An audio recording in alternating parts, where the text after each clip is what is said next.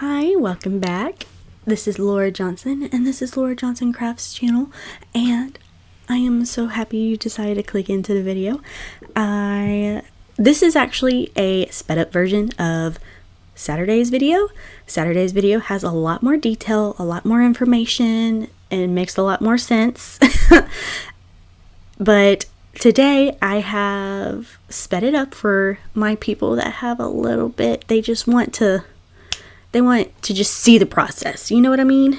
I explain in more detail of how I prep my cup, what I use to prep my cup, the information or the ingredients that I use for it, and the glue that I'm showing right now, and why I chose that glue. It's just more in depth. So I made 2 more videos, which I plan to post the next 2 Saturdays, but I don't want to do that. So the next Saturday video is going to be me doing the linear method of the cup, or this Saturday's video.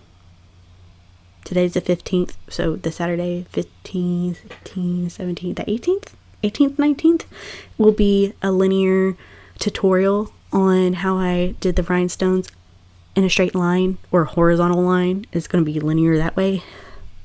I like it and I don't like it. The cups, the tumbler cups, taper. And in that video I talk about maybe I should start thinking about getting a Cricut in the future, but that's honestly based on productivity.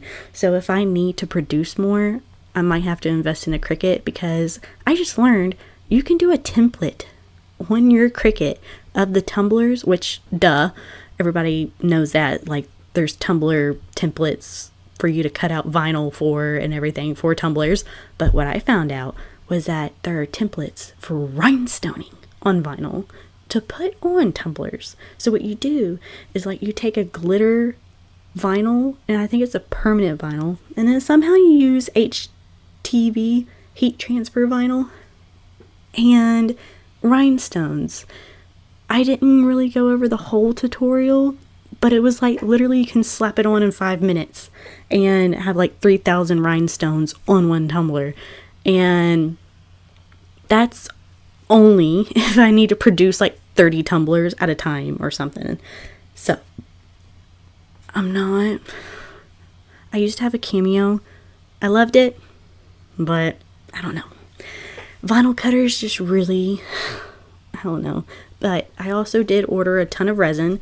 So the resin stuff I probably won't do hauls or talk about until November, because we're going to do sewing September, because Halloween is going to be coming. I also want to show y'all some, I think I'm going to do a Wednesday bonus videos of the balloon dogs, because I'm going to make some Halloween themed balloon dogs. Some of them will probably already be posted on Etsy before November, but I just got a lot of plans, a lot of stuff going on.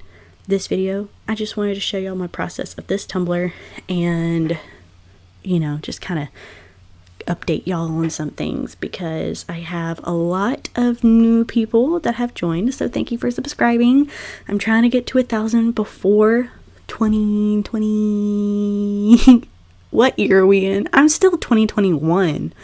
What happened in 2021? Oh, I gave birth. But that was a long time ago. But I feel like it was just yesterday. It's been 2 years. Where has the time gone? And it's already almost 2024, y'all. I feel like I did not do enough this year. What was I doing this year? Well, I did a lot of crochet. So I think I did a lot. You know, these days just go by so fast. Oh, you know what? I tried to start a second channel on like child exploitation, and decided I don't have the heart for that anymore.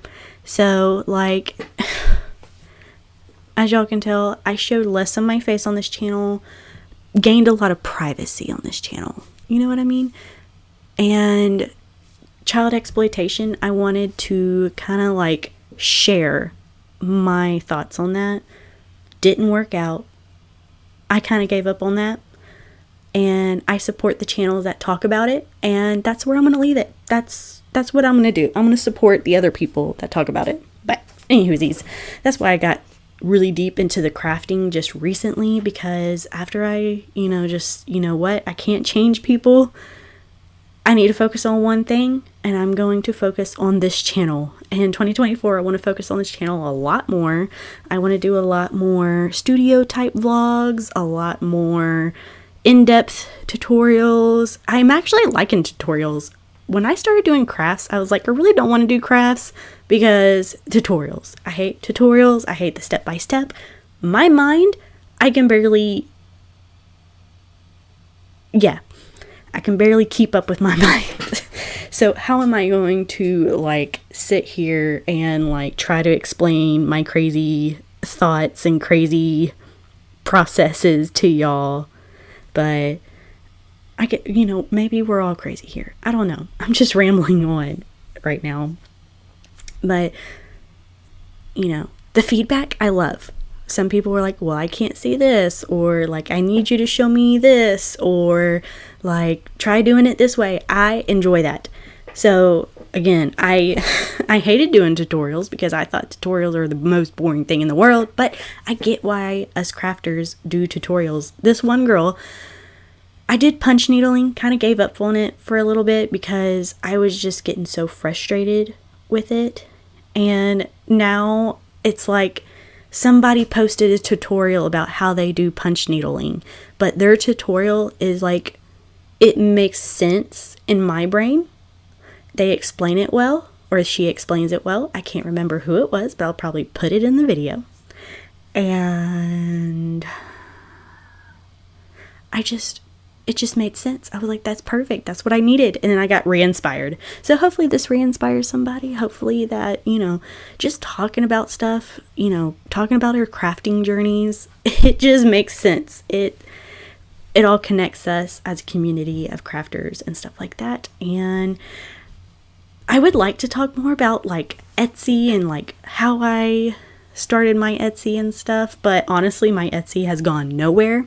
But if y'all are wanting to support me as a crocheter or as a crafter, and you're here for the studio vlogs and here for the hopefully I want to purchase your products kind of thing, then definitely add me on Etsy and stuff like that, because I plan on putting a lot more on Etsy. I have so many more listings now than I have ever before. And I used to be scared of putting up listings because I didn't want to have like a huge I didn't want to have to like go in debt or whatever, because I was like, what if I can't pay those listings? What if I can't sell those listings? Or what if I have to keep paying? But you're only paying like 20 cents for the listings that you have. And you can have different variations, but they're not going to charge you 20 cents for each variation. So what I try to do is make a whole bunch of listings, but trying to make one listing, one category. So I have like a dolls listing category where it's just the dolls. And then I have an accessories, like doll accessories listing, because it's a separate category type thing. Maybe I'll go more in depth on stuff like that. If you want videos like that, let me know on how I do my Etsy shop, or how I try and do with what little that I can on Etsy. Because I used to be scared. I was like, what if I like get charged $100 on my thing? But I also try to do advertisements on Etsy. I think I just need to, I want to invest more on Etsy. 2024, invest more. That's my motto for 2024 right now. But yeah, again, if you want a more in-depth video of what you're seeing on the screen right now, please go to the other video. I'll probably have it in the description or towards the end. I'll put like a Tumblr's playlist or just last week's video in general, and you can just get more in depth of it. This is just more of an update and more for my people that just want to see this sped up more. I just didn't want to put it as like a bland, no, like just music in the background kind of video. Y'all tend to like want to get like a more podcasty style, like talking and stuff. So here we go. So I hope to see y'all in next week's, or this week's or this Saturday's video, 18th, 19th, and we'll do a linear method, and then next Wednesday will be the honeycomb method, and then we'll get started on sewing September. So I hope y'all enjoyed this. Make sure y'all subscribe, and goodbye.